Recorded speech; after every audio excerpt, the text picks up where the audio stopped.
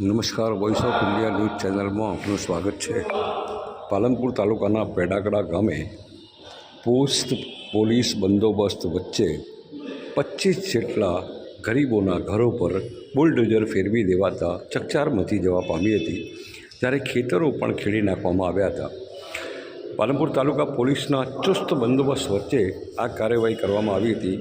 25 ઘરો નિરાધાર બની ગયા છે, ત્યારે આજે સવારે દોડીને કલેક્ટર કચેરી ખાતે આવી ચોધાર આંસુએ રડી રહ્યા હતા અને ન્યાયની માંગણી કરી રહ્યા હતા કે અમને સરકારે નોધારા કરી મૂક્યા છે, અમારે ક્યાં જવું, અમારા પરિવાર સાથે અમારે ક્યાં રહેવું। રોકકળ અને કલ્પાત જેવા દૃશ્યો કલેક્ટર કચેરીના પ્રાંગણમાં જોવા મળ્યા હતા। આ 25 જેટલા ઘરો અને ખેતરો ખેડી નાખતા આ ગરીબ પરિવારો નિરાધાર બન્યા છે।